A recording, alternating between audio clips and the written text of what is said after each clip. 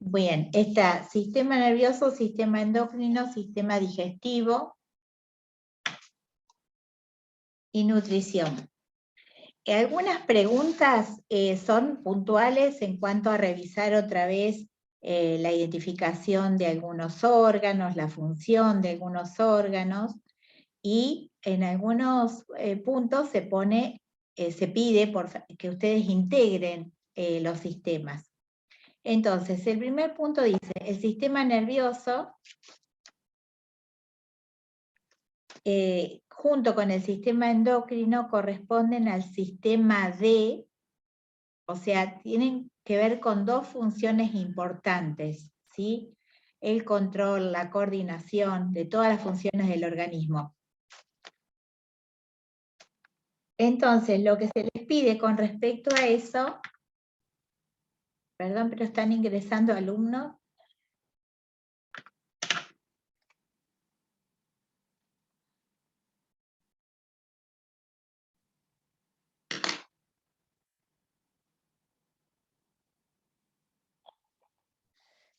Bueno, lo que se les pide es que fundamenten con una función de cada sistema, explicando cómo ejercen esa función de coordinación o de control, ¿sí? Es decir, elijan una función de uno de los sistemas, de cada uno, del sistema nervioso y del sistema endocrino, y fundamenten que justamente están relacionados con coordinar las funciones del organismo.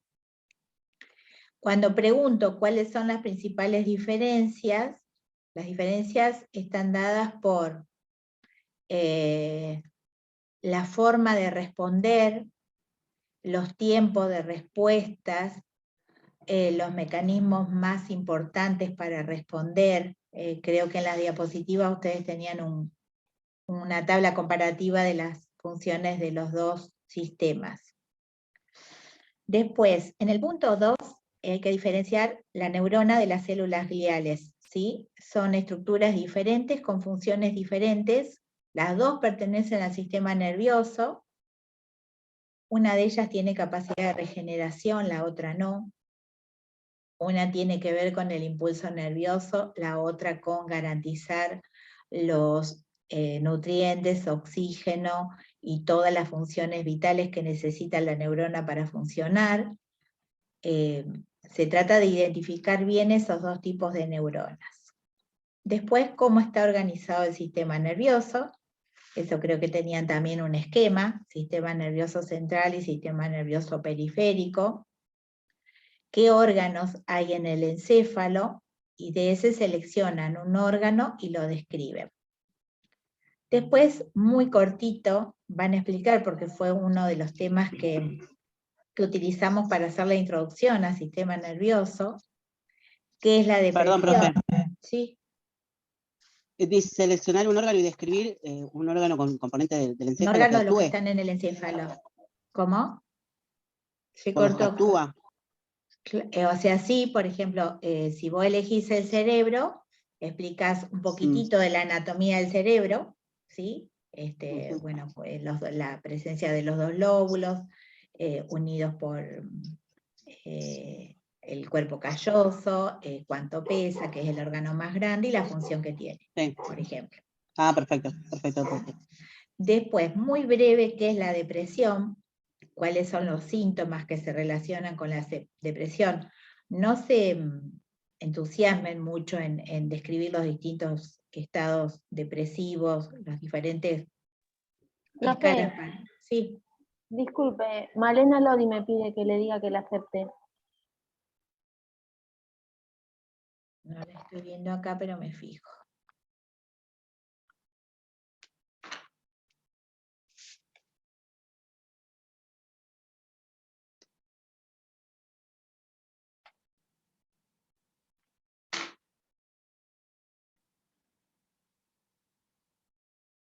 Ahí los acepté. Bueno, y después mínimamente hacer un repaso o reconocer cuáles son los medicamentos que más se utilizan para el tratamiento farmacológico de la depresión. Digamos, el primer grupo de antidepresivos que se utilizan en primera instancia son aquellos que tienen que ver con la recaptación de serotonina. Después, en el punto 5, ubicación y función de la glándula tiroides, y ahí vamos a mencionar un poquito que ustedes van a encontrar que aquellas farmacias o aquellos ámbitos en los que ustedes se desempeñan o se van a desempeñar, hay mucha demanda de levotiroxina. ¿Para qué disfunción de tiroides se indica y por qué es tan importante respetar la dosis prescripta? Digamos, ustedes van a ver inclusive que en la gama de dosis que presentan los laboratorios tienen, digamos, dosis como 25, 75, 100, 112, creo que hay 88 también que me lo salteé, 112, 125, 150, entonces, ¿por qué hay dosis tan estrictas con respecto a, y bueno, inclusive la importancia de que a veces, muchas veces llegan las personas a la ventanilla de farmacia y plantean esto de por ahí no entendieron bien la prescripción o manejan la prescripción en función de la disponibilidad que tienen? Bueno, un poco para educar cuál es la importancia de respetar la dosis y de controlarse, es decir, hay gente que a veces por mucho tiempo consume la misma dosis porque no hace los controles necesarios para ver si hay que hacer algún ajuste. Después, Sí, o hay otras funciones de las cuales no permite que la absorción sea correcta. Claro, exactamente, por eso, o inclusive en algunos casos, por ejemplo, empiezan con una indicación de la endocrinóloga con una determinada dosis de levotiroxina, pero después de eso, por alguna otra cuestión, tienen que consumir otro medicamento, perdón, tienen que utilizar otro medicamento, y bueno, ahí la interacción hace que se altere, digamos, la acción de la levotiroxina. Como Sí. también hay una Yo en mi relación caso directa tengo metformina por insulina resistencia, por ende tengo 200 de levotiroxina, de T4, y tomo 2 gramos de efervescente de redoxón. Claro, está Por bien, un de problema de vitamina C. absorción hepática. Sí. Es que, por ejemplo, el problema más grande que hay con respecto a esto es, por ejemplo, que muchas veces en los servicios de farmacia no se tiene toda la gama de dosis. Vale. Entonces, normalmente hay que ajustar, y bueno, por ahí toman de lunes a viernes una dosis y sábado y domingo otra dosis, pero bueno, Sí. es como ajustarse a lo que la Sí, farmacia igual. puede tener. Sí, Tener todas en las la dosis. Igual es clínica, carísimo. Claro, en la una clínica farmacia. suele pasar. En la clínica suele clínica pasar, qué? nosotros tenemos solamente de 100, que en la clínica suele pasar, nosotros tenemos solamente de 100 miligramos, y sí, hay veces que hay hasta, no quiero, pero parece que 137, 132, Claro, también hay claro. unos miligramos así. Bueno, y bueno, nosotros, o sea, tenemos, pero por lo general el paciente ya lo viene consumiendo y lo tiene. Entonces eso se lo consume del paciente. Y si no, suelen indicar, así como dijiste recién, el lunes, miércoles y viernes 100 y 150, sábado, domingo, ponele. Claro. Suelen hacer diferentes cronogramas de día.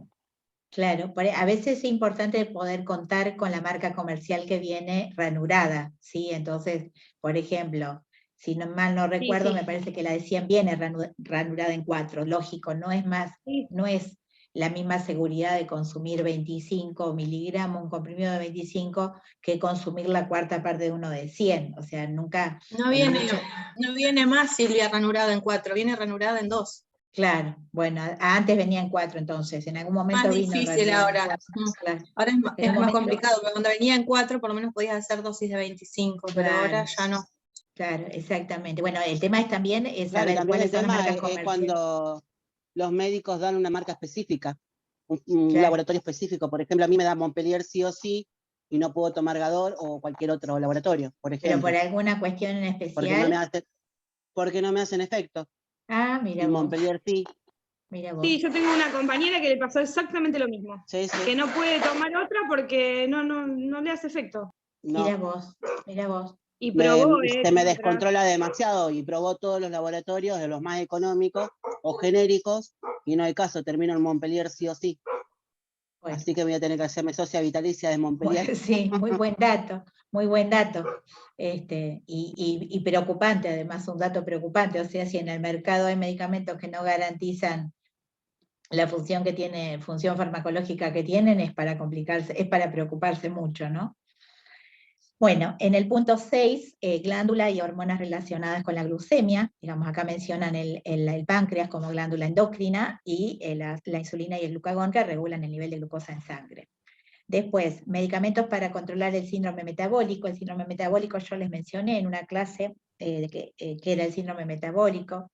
Digamos, son los pacientes que presentan una diabetes tipo 2, presentan hipertensión, hiperlipidemia. Entonces, esos pacientes, bueno, inclusive hay una explicación biológica de por qué se dan esos síntomas al mismo tiempo, y que están relacionados directamente con el sobrepeso y la obesidad. Entonces, bueno, ¿qué medicamentos harían falta para controlar lo que sería el síndrome metabólico?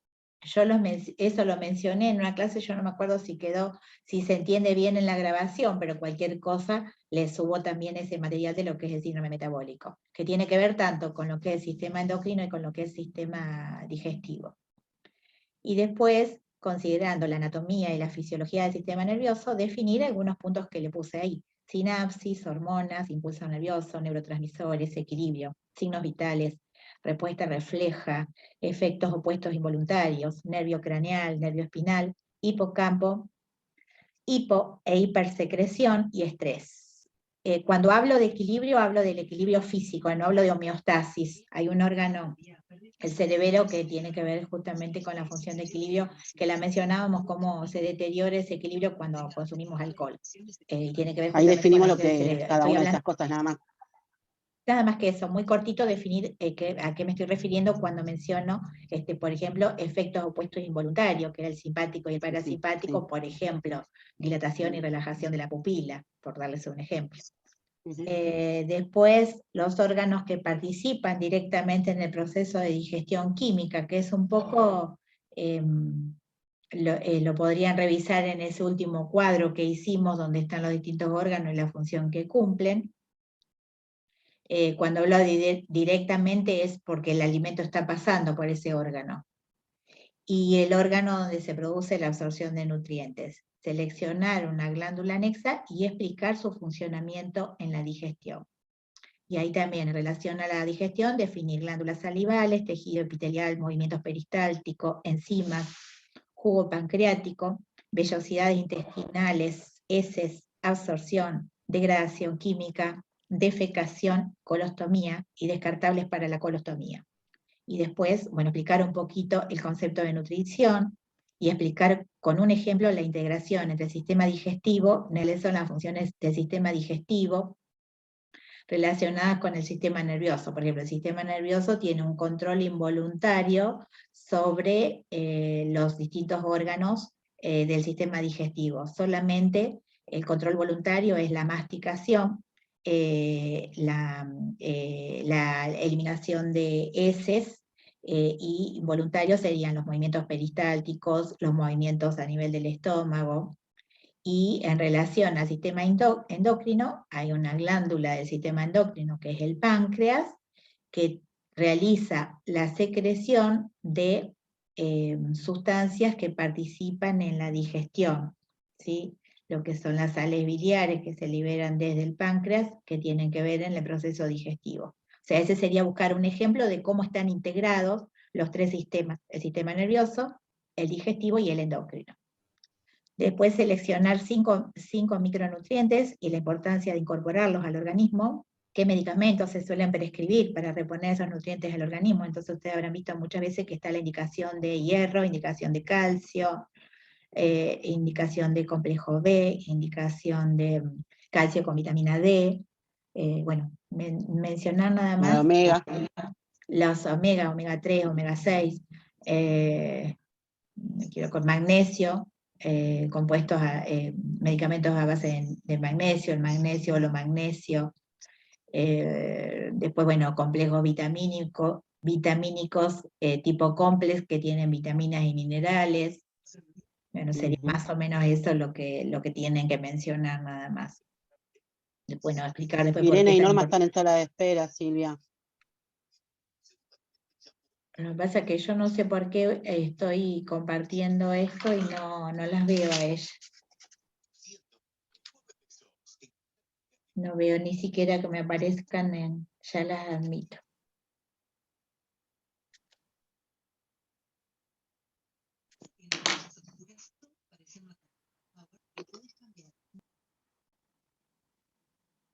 Gracias por avisarme porque ya les digo, no sé por qué no las veo.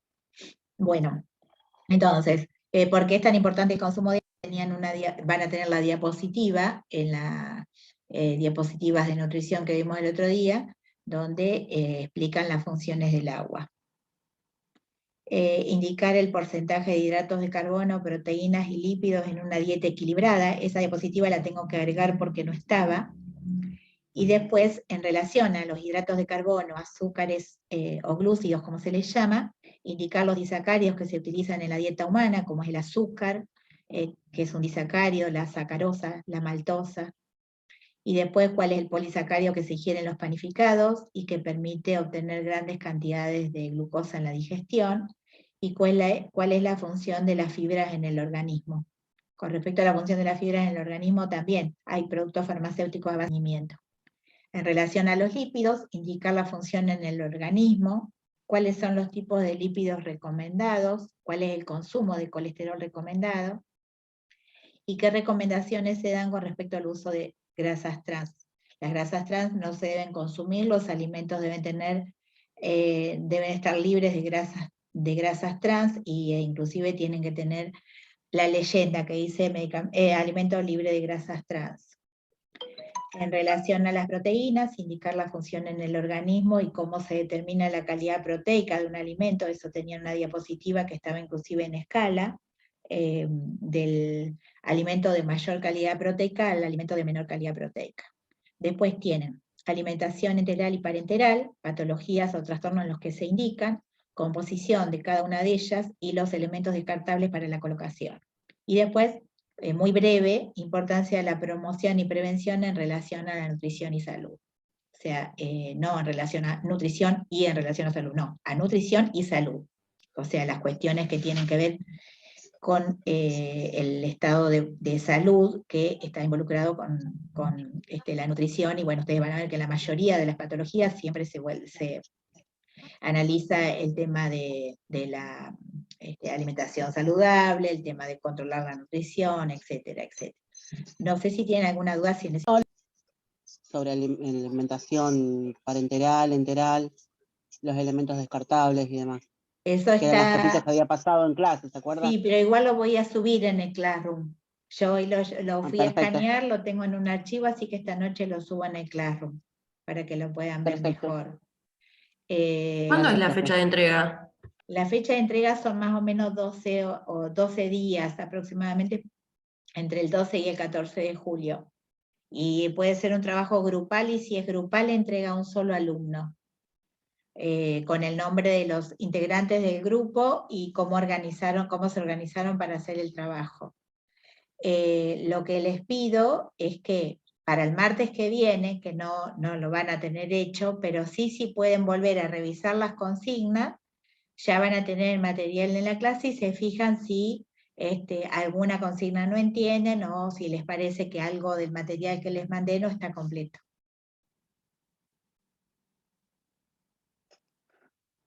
¿Sí? ¿Está entendido? Sí, perfecto. Bueno, cualquier cosa, estamos en contacto. Mañana